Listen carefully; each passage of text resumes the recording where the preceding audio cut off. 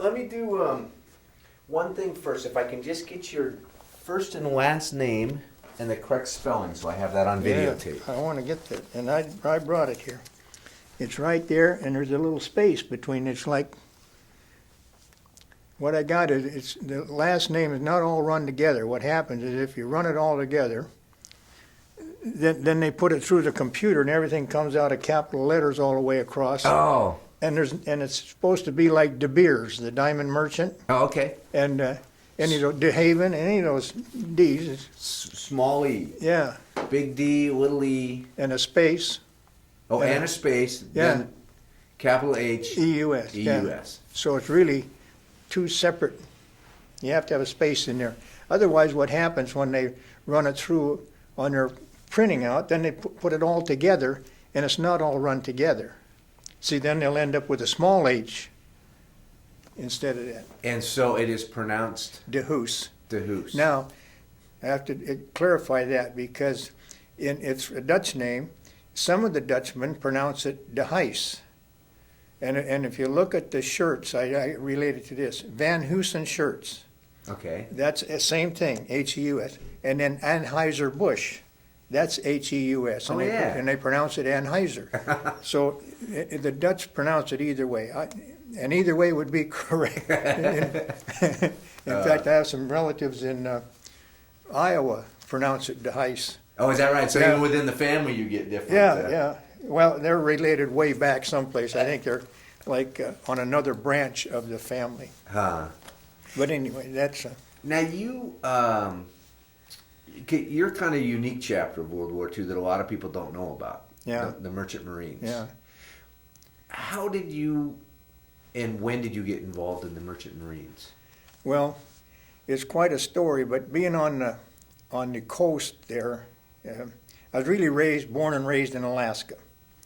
So, and went down to California, and that's a whole nice story too, if you had time for that. But anyway, got down there, and of course I was in high school, or went to school down there, and what happened is I left Alaska in 1941 in September, just before the war started. So when I got down there, we got caught in the war. Well, by the time it was through, I was 14 years old then. Then I didn't see my parents until I was 21, when I got through with the Merchant Marine. So all those formative years, I wasn't around any parents. But what happened is I got down there and I wasn't getting along with where I was staying with some relatives. I wasn't getting along in school. Not that I was a dumber, but I had a teacher there that didn't like me. And at that time, the teachers were right next to God. They could hassle you around or whatever they wanted to do. And if you didn't want to cooperate, out you went. So that's okay. So what happened then is at 16, I wrote to my mother and told her I wanted her permission. When I was 7, she was still in Alaska. When I was 17, I wanted her permission to go into the Navy or the Merchant Marine. So she had the letter typed up or whatever, or written up. And of course, she was in a little mining town called Rampart, or Outer Rampart in Alaska up there. And the only way you got there in this time of year, and of course, was breakup time. You know, like when I went to join. My birthday was in March, so that's breakup time. The planes can't get in because the snow is soft and the rivers aren't open, and so and dog teams, it's hard for them. So it was hard to get anything into there to this. And so I went down to join the Navy as soon as I was 17. Took my physical in San Francisco. God said, okay, we'll take you. But there's some young guy there, you know, doing all this paperwork. He said, but we have to confirm this with your mother. She was my guardian. Well, I said, you gotta be kidding. I said, you don't know anything about where she's at. I told him, she's in Alaska. You can't get mail in and out of there like you can going across the bay here or something. It's going to take you months to get in there. Well, a kid that wants to go, I mean, that was like a lifetime. So I said, well, if that's all I can do, that's all I can do. But I had my mind made up to go in the Navy. So I took the physical and took everything. They said, okay, you'll just have to wait. So I waited about a month. No word. Somebody says, well, the Merchant Marine will take that slip. I still had that slip. I went over there and they said, oh, yeah, we'll take it. come in tomorrow, get a physical. And within a week, I was down in Catalina getting trained. So I spent my 4 weeks or 5 weeks down there and come back to San Francisco waiting to get my ship. And here's a letter from the Navy. Okay, we'll accept you. Well, this is too bad for you. So that's how I ended up in the Merchant Marine. Huh. And now, a lot of people don't know. I mean, we've heard the term Merchant Marine, but what exactly is the Merchant Marine? The Merchant Marine is somebody that sails on these cargo ships. It would be like your cruise ships or your oil tankers that go back and forth between Valdez and down here, one like the sunk. That would be under the Merchant Marine. The coastwise vessels that were hauling lumber and paper products up and down the coast. I don't know if they do that much anymore. I think it's probably all on land. But and then the ones that on these cargo ships that bring the Toyotas over from there and that haul wood back over there and the wheat around. Well, that's the Merchant Marine. They're the ones that I don't know what you related to working on the railroad. You know, you got the engineers and conductors and all of this, and you're hauling stuff back and forth. So it's a part of the transportation trade system, and it's like a job. So you what you do is you get qualified. You have to start at the bottom. If you go in there and you don't know anything, you got to start at the bottom and learn. And then as you spend time in there, it's up to you on how fast you can advance in there. So the thing was, it's like in my case, went in there, I took my training down there, and you only had to have a minimum amount of training. What it was is to teach you how to live on a ship, because you're going to be different than what you're living ashore. For one thing is the names of everything. There was overheads and decks and bulkheads, you know, and this type of thing, and fore and aft, you know, and so you had to learn the language so you could function on there. And then they had 3 departments. They had a mess department, which took care of your eats and the bedding and you know, making the beds up. And they had the deck department. They're the ones that chipped paint and kept the thing clean and everything. And then you had what they called the black gang. You worked in the engine room. And so your job then was to keep the propulsion system in order. And it was like a miniature city. They had everything on it. So that was one of the reasons I chose the engine room, was that you could use everything you learned there ashore.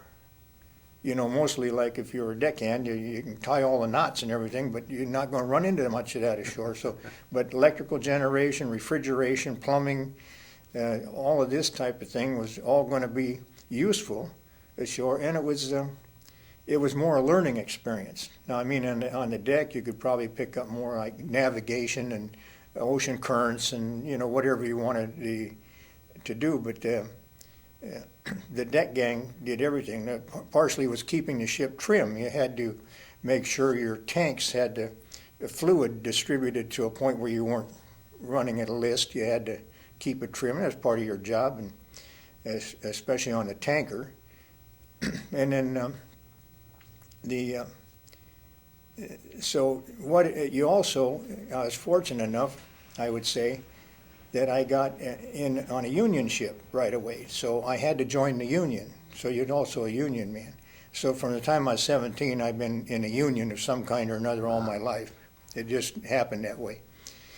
And, so how, because it's a part of World War II that a lot of people don't realize, how the Merchant Marines fit in and how important they were. What was what did they do? How did they fit into World War II? Okay, the Navy ships had to go over there and sail around to where they're going to do battle and cover while they were involved in the invasions. And so what you had to do when they sent the Navy over there, or the Army, or the Air Force, whoever they sent, they had to have everything to function with.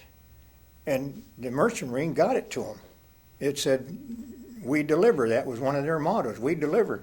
So you had to take everything from food and clothing and the ammunition, the fuel to operate the planes, or the tanks or the cars, whatever it was. So the tanker, one time when we went across the North Atlantic, had a cargo on there that they put in the well deck. I don't know if you know how the tankers are designed, but they have a bridge in the center, and they what they call a well deck drops down and then back up in the stern and the bow are raised up. Well, in this well deck area, they built a superstructure like around there that was high enough that you could walk under it, but you could put planes on it. So we fastened a bunch of planes on there. I don't know what it was, like 6 or 8 planes. I remember they were P-47s and P-51s, and took them over to England across the Atlantic. And they were all cosmoline down, so you could, they had like wrapped in a big cocoon and put on that deck. And got them over there, and then they offload them, strip this down, and they've got some more planes over there. So that's what the Merchant Marine did. They delivered the supplies. They also took the troops over, so and brought them back. They didn't all sail on the Queen Mary, those troops. Some of those troops went on the Victory ships that were converted, and I sailed on a couple of those.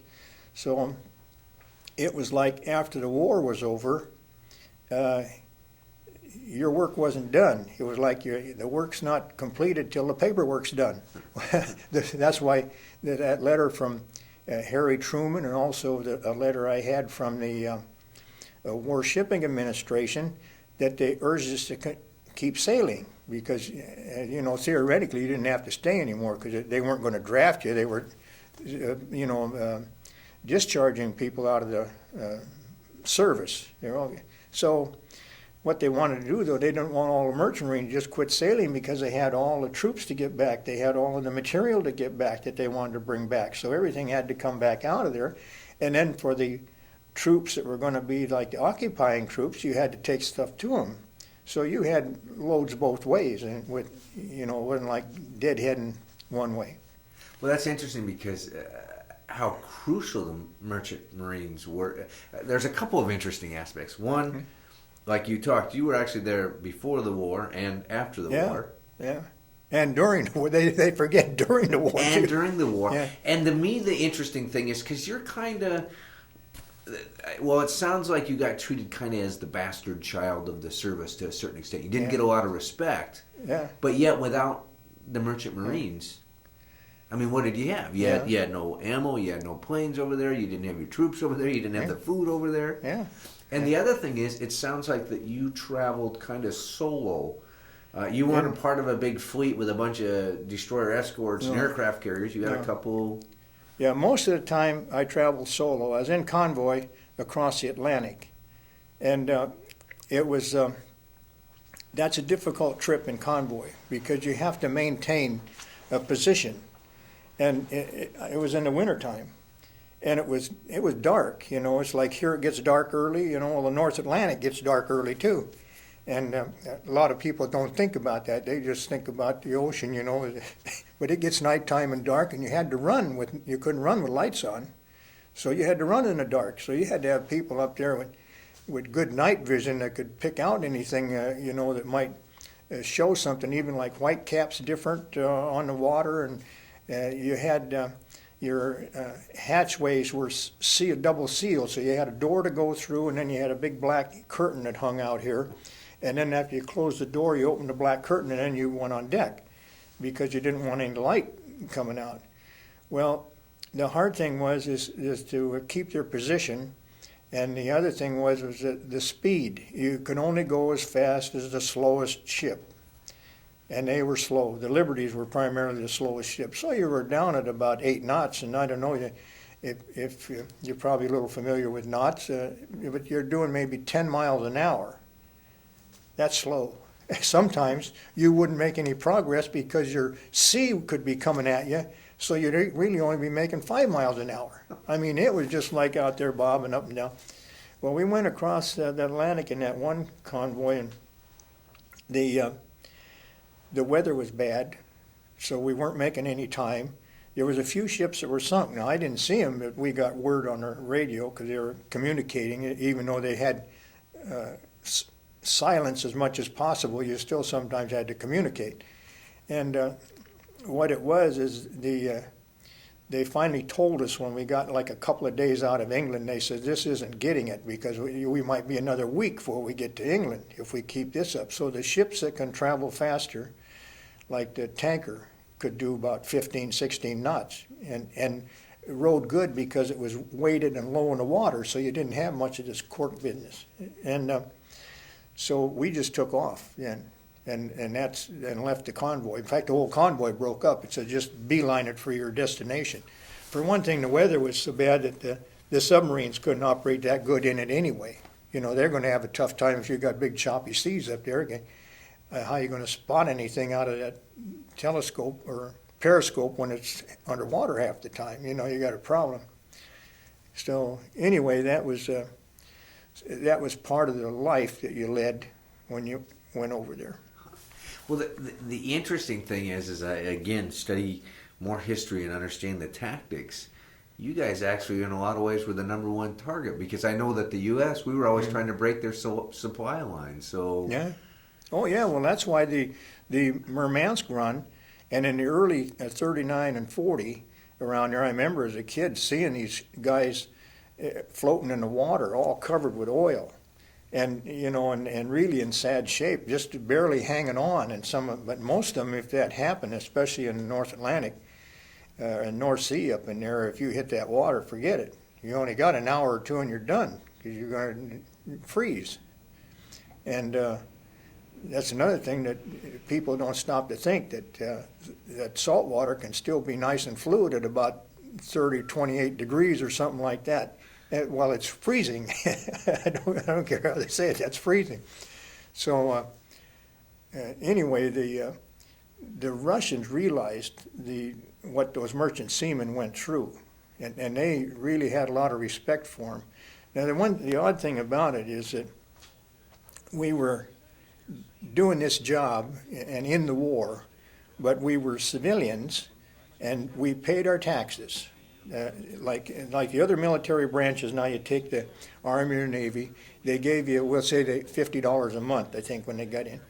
And they furnished all your food, they furnished your clothing, they furnished your medical, they furnished everything for you, and give you $50 a month. Well, then you had a uniform, and you also got paid when you were ashore. If you went on leave or something else happened, your pay went on. With merchant seamen, when you hit shore and those articles were broken, you know, like if you got off the ship, your pay stopped. There was no pay for you. And if you had to go any place, you had to pay full fare because you're in civilian clothes. You wouldn't be able to tell me from anybody else. Well, I had a pair of jeans on and a T-shirt and my motorcycle jacket. But anyway, you paid full fare at the movies. You paid full fare on the streetcars. You paid full fare on the trains. Full fare in the restaurants. Whatever you did, you paid just like a civilian did. taxes? Yeah, taxes, the whole thing. And the military didn't pay any of that. They used to get like in the movies for nothing. They'd ride streetcars for nothing. If they wanted to go someplace, all they have to do is stand on the street and somebody pick them up and ride them where they wanted to go. You know, I'd be out there like hours and everybody going by me because what did they know? They didn't know. And another thing, the families of people that were in the branches, service branches, could fly a star in their window or hang a star in their window of whoever they had in there, how many ever you had, to indicate that they had somebody in the service. Well, one thing about it, I looked young enough all the time that they probably figured I was too young to be in the service. Because one thing, they were still carding me even when I was 30 years old. Sometimes they'd ask me, are you old enough to be in? But that was another problem that you had with it. It just, you didn't stand out. There was nothing there. You just went and did your job, and if you didn't keep going to sea, you had this hanging over you because you had to check with your draft board. And the first time you didn't overstay to leave, see, you could build up, I think it was something like 1 or 2 days a month ashore without worrying about being drafted. But if you overextended your leave and didn't tell your draft board that you were going back to sea again, they'd be calling you up for basic training in the Army or the Navy or something. So you see, you in a sense, it was like blackmail, that you're either going to go to sea or you're going to go in the Army. Well, somebody has to go to sea. If you messed up and they drafted you, who's going to take your place out there? Somebody had to take your place. So it was, but that was a way of looking at it. I went to sea because I wanted to get in the war. I didn't want the war to pass me up and not get in there. And I would have been in the Navy, but the Navy, after I saw their operation, wouldn't, pay any attention to common sense. I figured Merchant Marine was much better because it was common sense. We operated the same type of a ship, like that T2 tanker. We'd have about a 40-man crew. If you count the armed guard, it could be 50 to 60 men crew on there. The Navy would have 260 on the same type of ship. I mean, you're bumping everybody all the time. So it was a lot different. It was, in that sense, I was much more thankful that I was in the Merchant Marine in that respect. And you didn't have to worry about orders, from anybody. We all cooperated. We all did our job. We all worked together. We knew what we had to do, and you just did it. You mentioned an interesting one because you had you also interfaced with the armed guard. Yeah. So who also weren't considered RN. They weren't considered regular Navy. They were kind of this. Yeah. Well, they were a special group. In fact, I think they sent them to a special training area because there wasn't that many. Usually, what they had is I would say, a lieutenant, a young guy in charge of them. And then they had about, I'd say 12 to 20 armed guard, somewhere in that neighborhood. Because what you had on like the Victory ships or the T2 tankers, you had what they called a 3-inch 50 in the bow. You had a 5-inch 38 in the stern. That was the big gun. Then you had about, about 6 or 8 20 millimeters. And there's little tubs. They call them tubs. And so that was the extent of it. Well, then what they did is a lot of the merchant seamen, because they'd have gunnery practice every once in a while out there, especially with that big gun. They'd want to fire that 5-inch gun. The 3-inch 50, they didn't want to fire much because it was a crack. I mean, that thing cracked and it was just like puncturing your ears. But the merchant seamen now, primarily the deck crew, not so much the engine room, but the deck crew trained as backups on these weapons, so that in case the Navy people got killed or hurt or something in some action, that they had somebody else that wouldn't be green, could fill in there. So, and it was all voluntary. You didn't have to do it. But they didn't encourage the engine room crew to that so much, because if you had some action going, they wanted everybody available for that engine room to keep those things running, keep it running. That was the main defense, because if you lost propulsion, forget it. You're dead right then. Now you actually came under fire. Oh yeah, yeah. Where and what was that like? Well, that was in the battle for Okinawa, when we still had to go in this war zone, and it was on this Clovis Victory. And that was my second ship out, and then I got an upgrade from my first one was a Wiper. That meant low man on a totem pole. Then I had learned enough to get my fireman rating, and so I went out as a fireman. And of course, the water tender was with it. You did the combination job. That means you fired those boilers. That was your job. And kept the steam up so you could go. Well, now the Victory ship was a lot newer model on the Liberty. You've heard a lot about Liberty ships. Well, Liberty ships had different engines in a different type than the Victory. The Liberty ship was a triple expansion, piston-driven steam engine, with a cam on it and big bearings and clunk, clunk, clunk, clunk.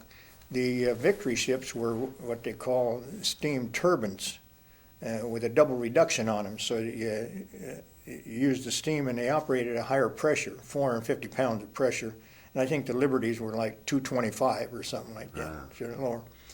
But I never sailed on a Liberty. I was on the T2s were similar.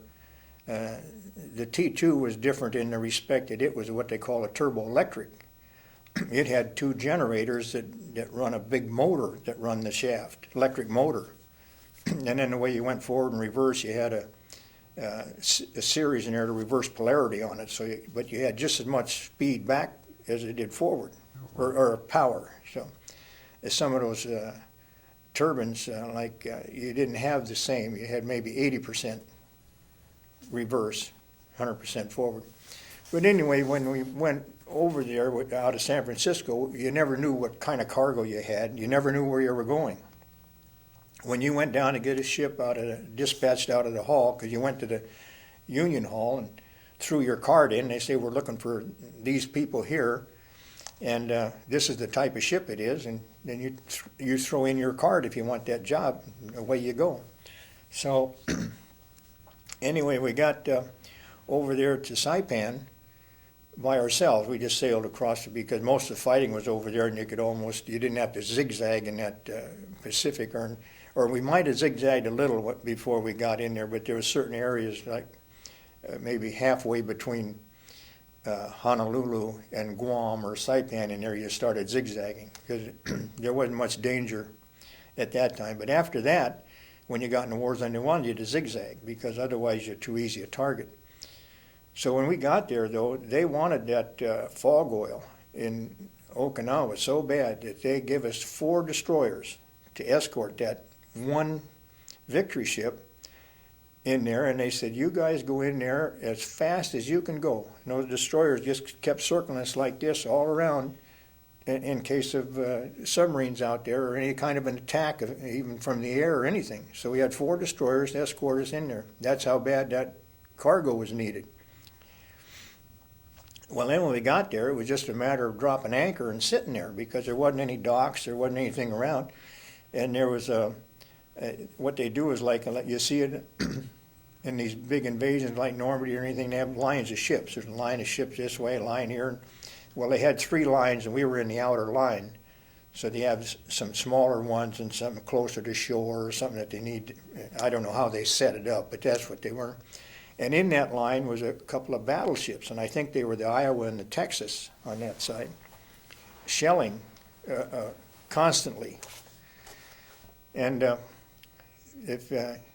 unless you've been in there around that, but when you're down in that engine room, and they fire off those big guns, and they were like a mile or more away from us, or maybe a couple miles, and they were a long ways away. It was like somebody hitting the side of that hull with a great big sledgehammer. I mean, it'd rock and the pipes would, dust come off of them, asbestos. But anyway, the thing is you developed a mindset that your job was in the engine room, and of course you think about this, but you don't dwell on it too long, but if something happened, you're not going to get out of there. If it broke something, that 450 pounds of steam at probably about 700 degrees is going to cook you. I mean, right now. And the thing is that it's just hard to get out of that engine room. You have ladders that are pretty steep. They're not this. They have a few this way, but most of them are pretty steep angle and narrow. But anyway, that was one thing. And then when they kept this up like 24 hours a day and the air rates, the sleeping situation was that when you got off a watch or something, sometimes you couldn't sleep. An air raid's going to come. So you did 4 hours on and 8 hours off. Well, then if you're like they liable to have those air raids coming anytime. Generally at night they quit because it was dark, and you couldn't see anything. But anyway, then they were offloading this fog oil into what they call these ducks. There's a guy has a few of them. They were on TVs, made excursion boats out of them, and they sank with the people. Well, those ducks will sink. And I think they carried 6 barrels at a time. And we were this big cargo ship, and you imagine you're loading these off in these ducks, and they take them over to these little boats that are in the harbor.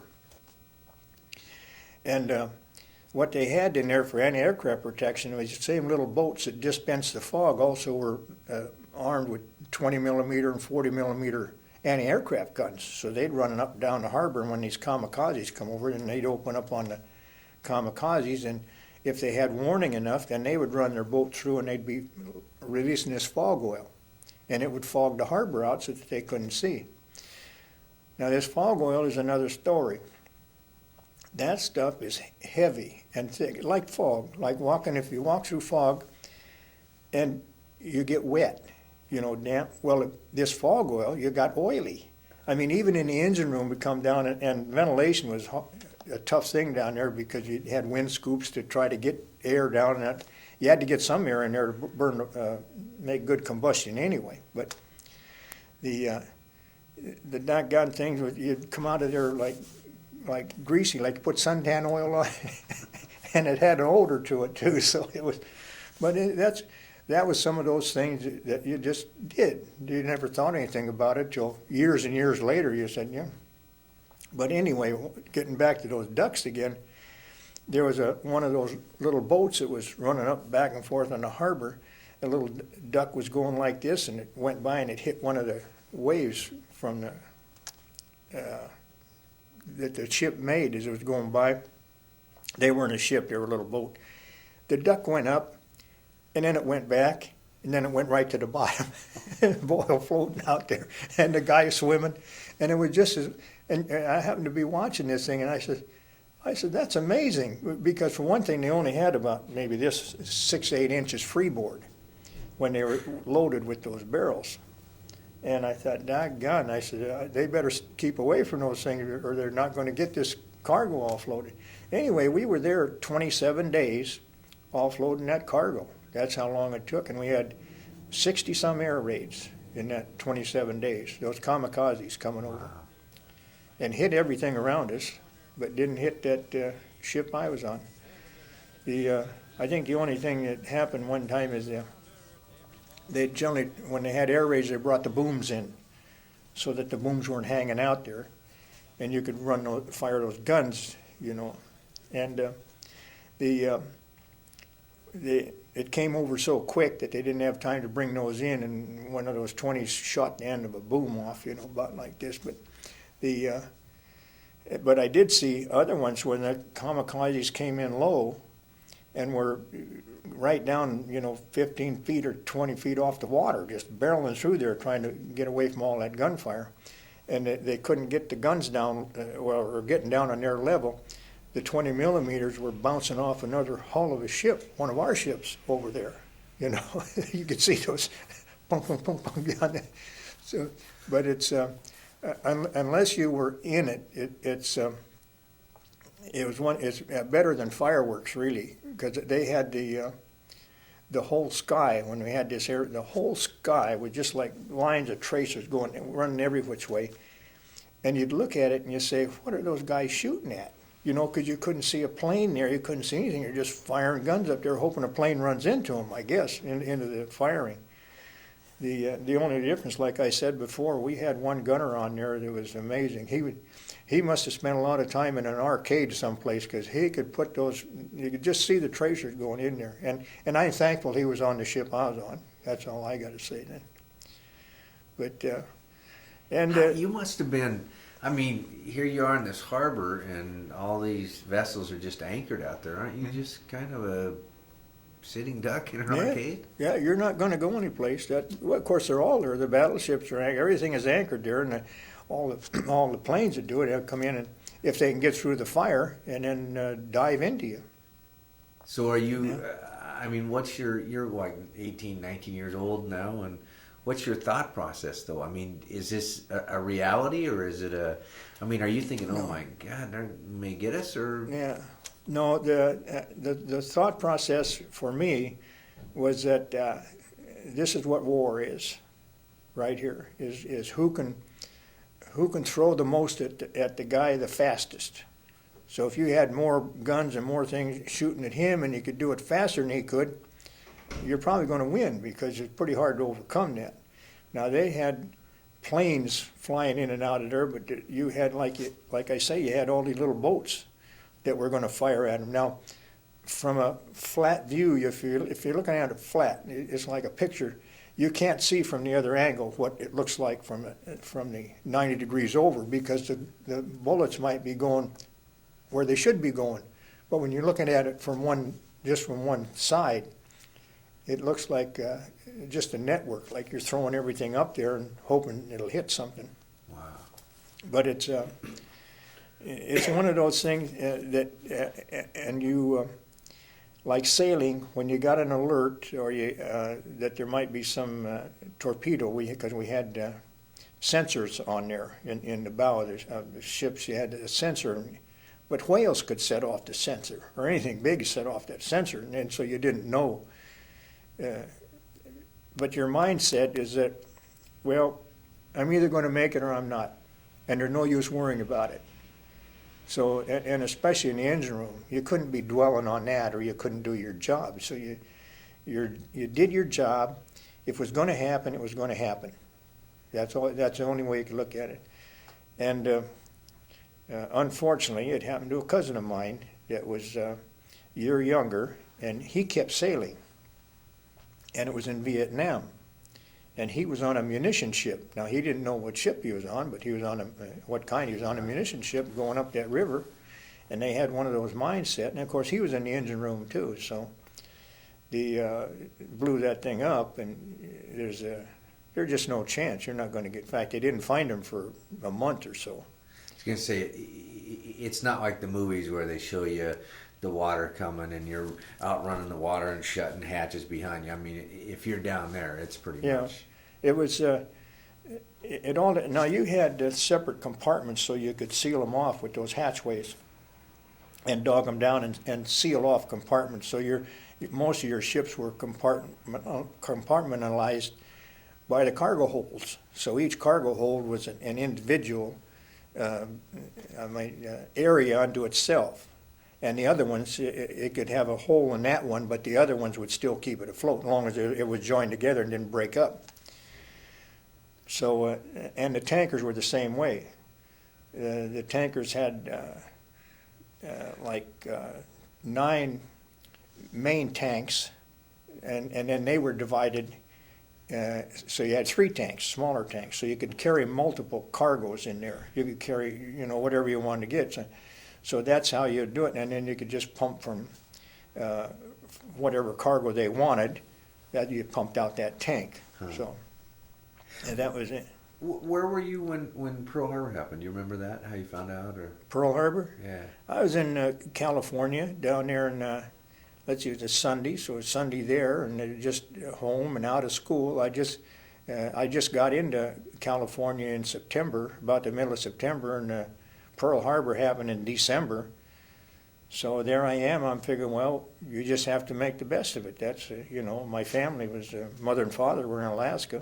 Out down in California, you're not going to be running home.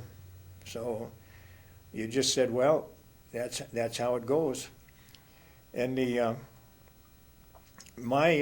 I see a lot of take on in turning these Japanese, in these camps. And one of the best friends I had, in fact, the one that taught me algebra when I was in like 9th grade, was a Japanese kid. And he could get across to me and penetrate my brain with this algebra, and I really learned algebra from him. And a nice guy, too, and of course, when they rounded everybody up after that December, the thing is you didn't think anything about it, because there was a couple of things.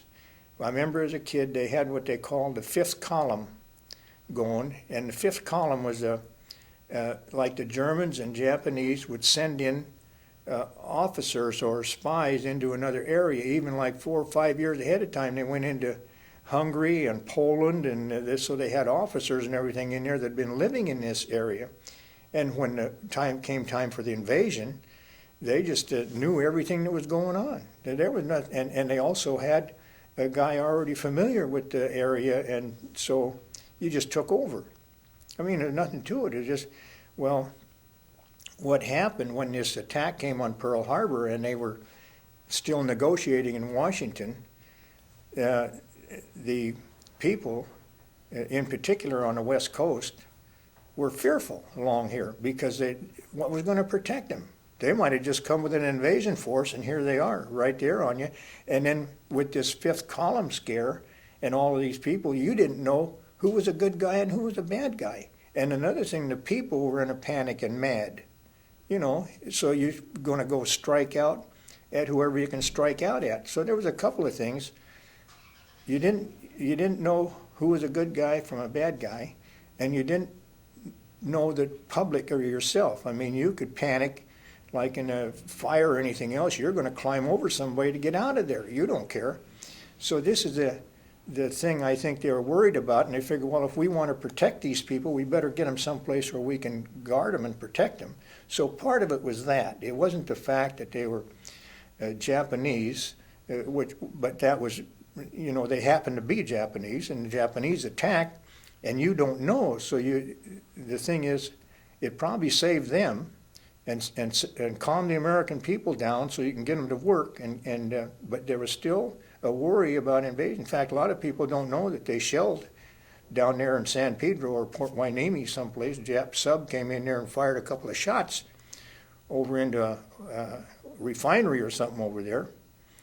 And they also had some ships out there and launched some balloons off with some bombs on them to float. So there was a lot of things that people didn't know, and it's the way it happens. So, do you remember if the gentleman who taught you algebra, did he end up interred? Who was that? The gentleman who taught you your algebra. Oh, that kid! I never did run into him again. Yeah, because that was they were gone and they were in there all during the war. So after the war, I never did know where to look him up, and I'd never been to his house or anything. I only met him at school. It was the only place we just became friends at school. Oh. And so it was but I always thought about that, that guy and whatever happened to him. But maybe he served in some of those Japanese outfits that fought in Germany. Yeah, that's the interesting. I mean, it's a pretty interesting dilemma. I mean, I understand. Well, that was my take on it, because my take on it was that the people,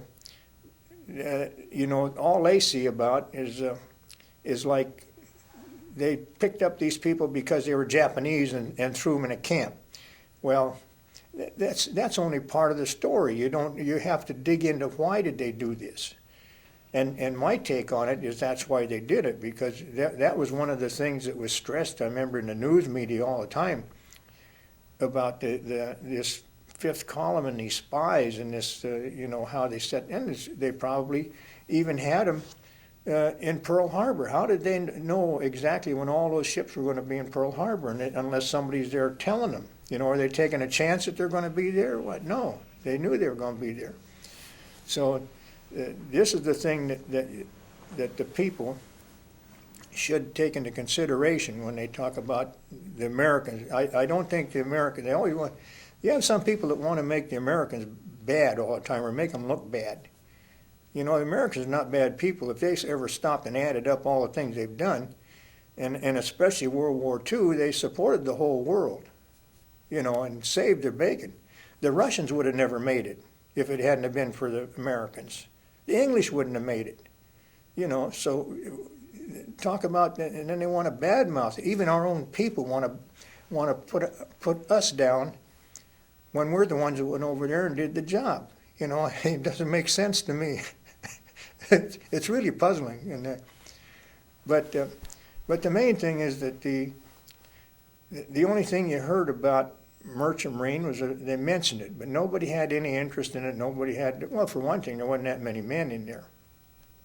But what you have to do is I think that the reason I come before these, if I have a chance, is fortunately I came through unscathed, but a lot of those guys, I mean, they got on their first ship and that was their last ship, and the easy target. So they should give them more credit, to me, than what they got, because they did that of their own free will and accord. There was nobody pushing them to do. They didn't have to make those trips, but somebody had to do it. So just like we were talking about, if you got drafted, somebody still had to operate that ship and get that cargo there. So, Now you gave an interesting statistic when we talked earlier that in fact your ratio, your chance of yeah, being killed was as high as the Marines. yeah, yeah, I mean, there were fewer of you and a Yeah. higher percentage. Yeah. So, oh. yeah. Yeah, so it was, like I say, that I did notice, and it was worse at the first, but if you go back in history, from the shipping days, where did the first Navy come from to speak of? The first Navy came by putting guns on merchant ships, you know, so that the thing is that they've been involved in this country and its survival from the get-go. So it. But and I didn't even think about this, all the ramifications that come from it, because if you were a merchant marine and you got killed in action, That was it. Would you believe your pay stopped? When they sunk your ship, your pay stopped? Can you believe that? While you're floating around out there in the water, and because the ship wasn't there and you weren't on the ship, you didn't get any pay. Wow. And no. So a lot of these things that people don't realize, you know, about what was really going on or what the situation was. It isn't that there's, well, in a way there's something extra special because they went out there and did their job, never complained. I don't know of any of them that ever complained about anything, even not even getting recognition. They just went ahead and did their job, came back ashore and got back in civilian life. And like I was telling you over there, the thing that bugged me the most is I had to put on my job application that I wasn't a veteran. That really, really hurt. And, well, because you had preference for hiring, you know. So the only thing that helped me out was in traveling in the doing my work in the engine room and upgrading myself, studying and learning. When I got ashore, I didn't have any trouble getting a job because they were short of engineers and they needed you. So it's in the powerhouses because they hadn't built any during the war, so they had build a lot of powerhouses and people coming in and business expanding, and it's just like now. I can't believe that this country is in the middle, especially on this west coast, of a power shortage. Where they've been. All of a sudden, in one day, it looks like 24 hours, it comes up, there's no power for anybody. Well, where have you been? I mean, you don't need to be a rocket scientist. If you have a whole bunch of people moving here, you better build some power plants. It's just elementary things. So when you got done with the war, then no GI Bill? Yeah. Nobody recognized you as a soldier? No parades. And the other thing was that they had another deal going. They called it 5220 Club.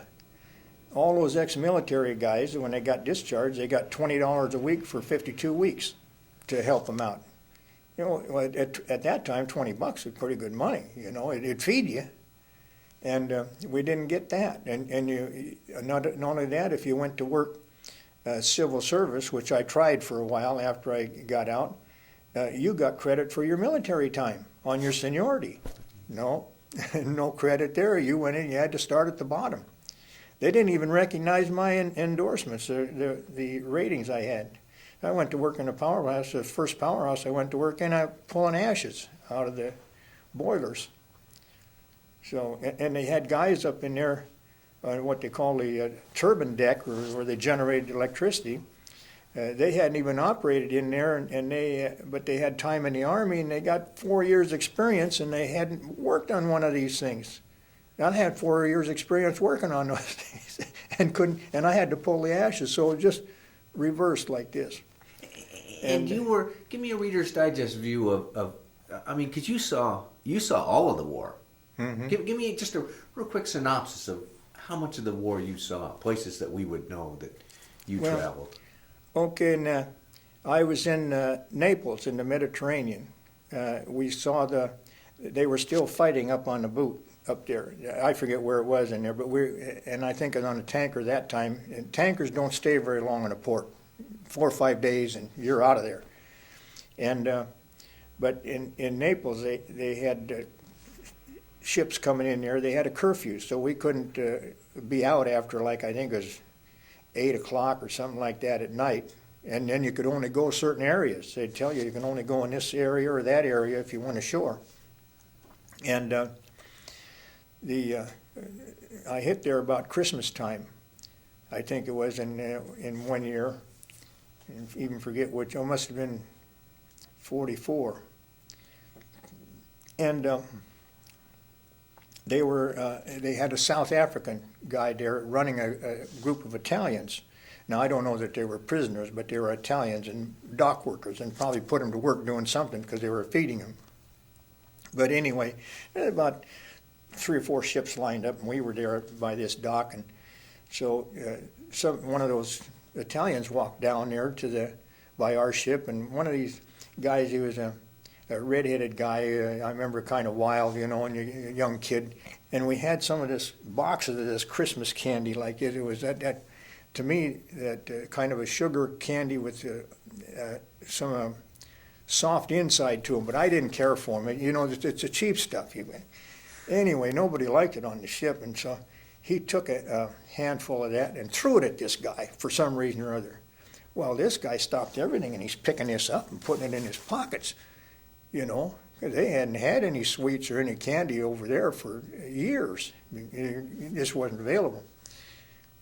So pretty soon these guys up on another ship that just were working, they all come down here, and there was about 30 or 40 of them down there, and we're just thrown off. And here comes this big South African down there that had on there, tall guy, and he was a soldier. I mean, you could tell. He ramrod straight, walked down there, and he was a soldier. "You bloody Yanks," he says, "quit throwing that stuff down here. I'm trying to get a ship out of it." Anyway, that was one of those things. And somebody on there threw a handful of candy at him, and that guy if he could have got any of us, it'd been too bad. He just turned red like this, and he marched off ramrod straight. I'll never forget that incident. And I really kind of felt sorry for him. He was trying to get a job done, but you felt sorry for the people.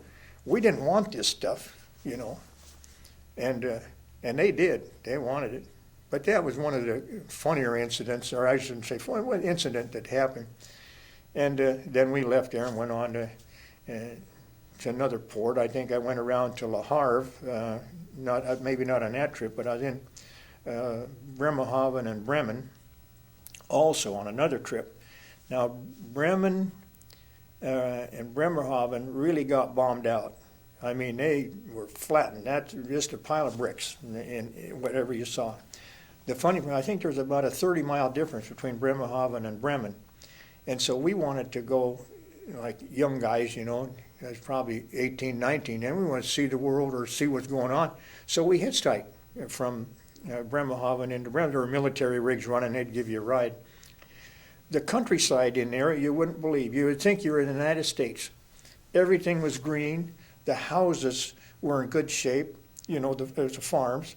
The fields were green, the cows were fat. I mean, you'd think that there wasn't a war any place around, until you got to the Bremen and just a pile of rubble.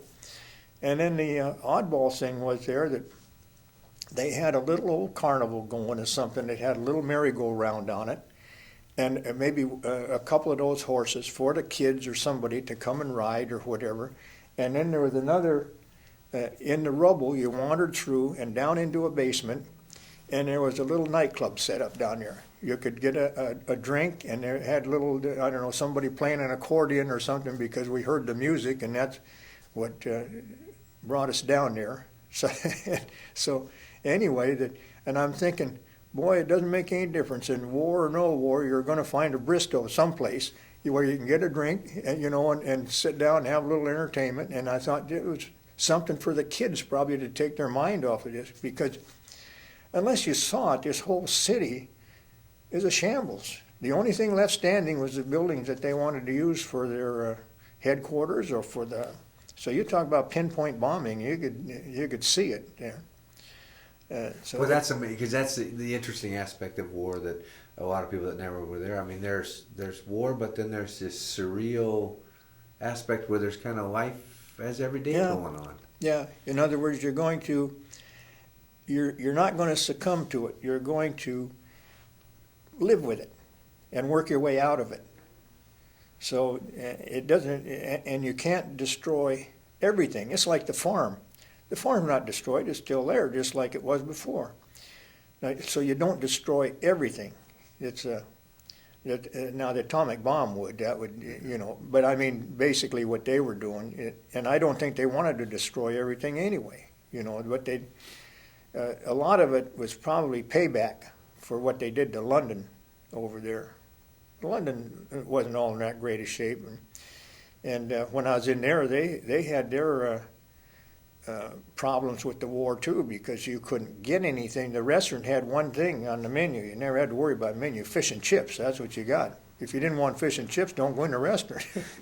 And you could get tea, but it was very limited because they had rationing for everything. You couldn't buy a handkerchief without a ration coupon. Yeah. So it was that was one thing.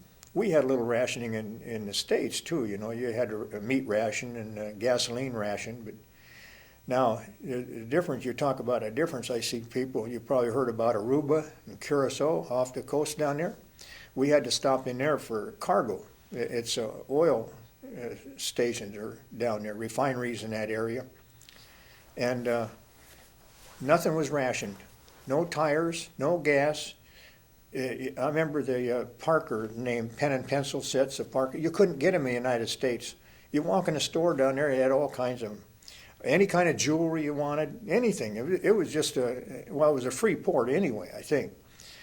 But I was amazed because you wouldn't know there's a war going on when you hit there. It was just like still vacation time, nice weather, and everything neat and clean. And it was a Dutch control, probably still the Dutch controlled island. There was law and order. You walked the streets at night. You didn't have to worry about anything.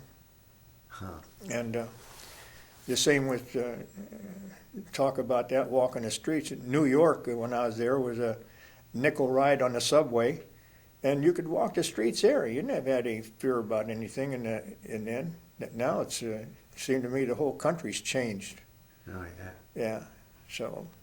Do you one thing? Because you talked a little bit about it, but it was one thing that I wasn't that familiar with. You talked about the fogging, bringing this fog oil. Yeah. How did that? I mean, what was that like? Well, what they did is these little boats on the fog. I'm sorry, I got off of that. I thought I finished, but it kind of got mixed in, and my mind went back to good. Those little boats, I forget what they called those things, but they were maybe, say, 40-foot long boats, and something on the order of a tug, but a little narrower, and gun mounts on them. And then they had some kind of an apparatus on them that you put this fog oil in, and I don't know if they pressurized it or if they heated it or how they did. I didn't know how they dispensed it. But it would roll out of the back of it, a big cloud of this fog would come out, just like you see the fog rolling in off the ocean if you're by the coast there, or down through the hills, coming down in the valley. Well, that's what it would do. It would just roll out, and then it would be a big fog bank. And they would run back and forth. They had to go in either all together in rows like this to cover, because it only spread out, say, 100 feet or more, or 150 feet. But anyway, what it was, it keeps spreading. And it would just hang in the air. And so what it would do, it would then, I guess it went high enough to cover the battleships, but I don't necessarily know if it did that. You might have had the superstructure on the battleship sticking above the fog. But anyway, it would cover the merchant ships for sure, because we'd get it down in our ventilating system, and especially in that engine room. And boy, it just, a bit oily on you. And then it had an odor to it that, it wasn't really unpleasant, but it wasn't pleasant either. I mean, it wasn't, like some cologne you're putting on. It had an oily base smell to it. So if you stood on the beach and looked out, I mean, did you think, it's like San Francisco or something? I mean, were it just, thick as pea soup out there? Yeah. Well, that's what it would be like. Wow. You wouldn't be able to see out there very far, and so it would cover those ships in there. Well, it would primarily take care of the cargo ships like the ones I was on, but I don't know about the battleships, and it would probably, I don't remember any aircraft carriers in there because they might have already secured a field by the time I was there. It didn't take them long. When they go in there, generally they secure those fields right away within a week or two, and I think they went in on the Easter Sunday, which was in April, and I went in about the 1st of May. So I wasn't in there right at the first of the battle. I was about 2 weeks into it. But they were still fighting. You could hear their guns and our guns. Do you think that there's and you have a little different perspective than some of the people that, I've talked to Marines, I've talked to the Navy, the Army, and all that. Do you think there's a message from World War II for future generations? Yeah, I think you lose something. And I don't know that we had it before World War II. I know that I came up a Depression era, and you didn't have, I'll put it this way, when I was growing up, we were poor and didn't know it. I mean, this is one of the things, I'm not saying we didn't have a good life. We lived good, but we didn't have a lot of the amenities that you have now. And in fact, I think when my father had his first little cabin in Fairbanks there, he didn't even have electricity. He had one of those gas lanterns, big high lantern, about, this high. Can't see it on the camera, about this high. You pump that thing up, and the cabin was small enough that would give you some heat and the light. And he was always getting after us kids about the mantles, because if you jarred the thing to break the mantle, and he'd have to buy another mantle, and boy, that you might as well forget it. You're going to get a good chewing out, or maybe even a whipping for breaking that mantle. So, but anyway, the thing is that you had a lot of respect for the country. You had a lot of patriotism. You helped one another. Everybody spoke to people. A stranger wasn't an enemy. The men, or in general, even I don't know what you'd call it, the lower class or high, if you want to put it in that respect, always tipped their hat to a lady, got off the sidewalk so she could go by. They had wooden sidewalks where I was at. So you opened doors for them. There was a lot of respect for the other person. One of the things is property. You always respect the other guy's property. There wasn't anybody locking doors in there because it was a remote town at that time. And there wasn't any of this. Everybody knew everybody. You didn't have to worry about anything. Nobody went hungry. And it's one thing that really upsets me about now is just when you're talking about all these hungry people in this country. I can't believe it. Yeah, I think they have to make them up, because how can you have all these hungry people and you spend a $500,000 or $500 million on a stadium, and the taxes are high? How come these people are hungry? And I don't know of anybody ever starved to death in my lifetime in the United States. If they did, it was of their own free will, because you could, even up there in Alaska, if you were hungry, you come along, they'd always ask you if you wanted something to eat, no matter where you went. You come in there, well, have you eaten yet? You need something to eat? And so even when you didn't have anything, you always shared everything. So in that respect, I see the country as losing what you'd call courtesy to one another, or respect for one another. You see, when you don't have respect for one another, even it's like in your own family, you're going to say, well, I don't like you. How can you say that? It's your family.